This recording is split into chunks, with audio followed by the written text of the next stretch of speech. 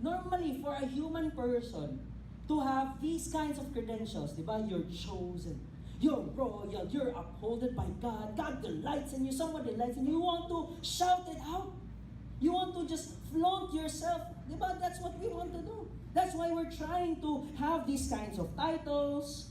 DR, diba? CEO, COO, child of owner. Or you want to have this like leader. Ikaw ang president. No. Because when we think that when we look at this and when we seem to have titles, we feel valued.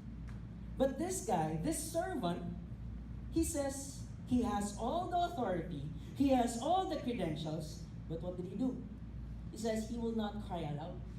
He will not declare himself. He will not put himself and say, worship me because I am this, I am that. He will not lift up his voice or make it heard in the street. And we see here a picture of humility. Humility, for most of us, we think that humility is being weak and being meek. We think, the person that is humble, that's the person that will not speak. Diba? Just recognition season right now. Notice this. Have you noticed that the people that are awarded the most humble are the people that don't talk?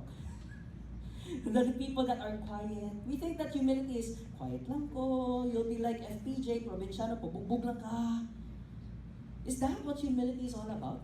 Is humility self-deprecation? When people applaud you, wow, you're so good. Dili man na ako. You cringe with the fact? No.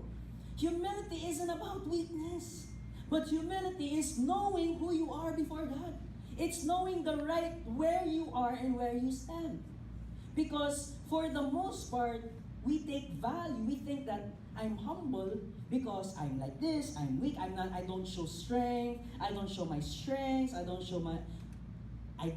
speak aloud. But you know what? That is a picture of false humility.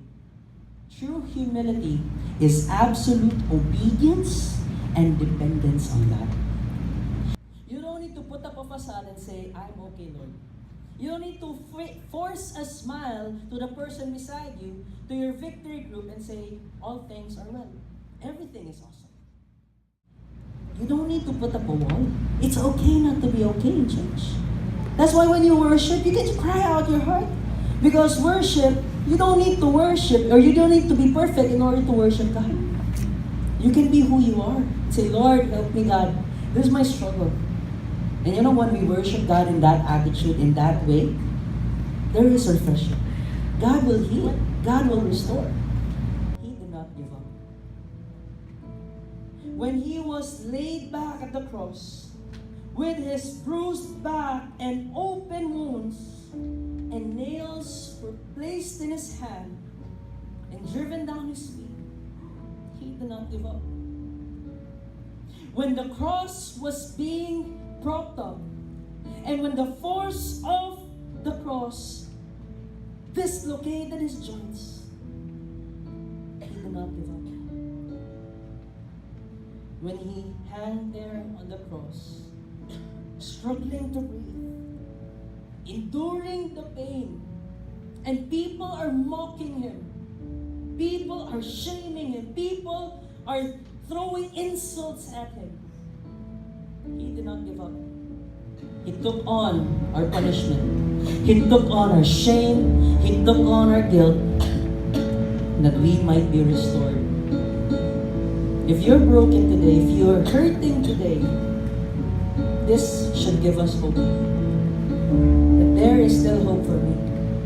Because you might be thinking, if that is true, why don't I see it today? That's why we have to understand that it's the already but not yet. You are already healed. You are already restored. You are already transformed. You are already righteous before the eyes of God. But we need to step into that. We need to humble ourselves and say, Lord, I choose to obey. Every day is a choice whether we obey God, humble ourselves and say, Lord, do your will in my life. Or do we take pride and say, I don't need you, God? Allow yourself to be used by God to serve others. God will surely give you the grace to be able to speak life. Could be you need to jumpstart the victory.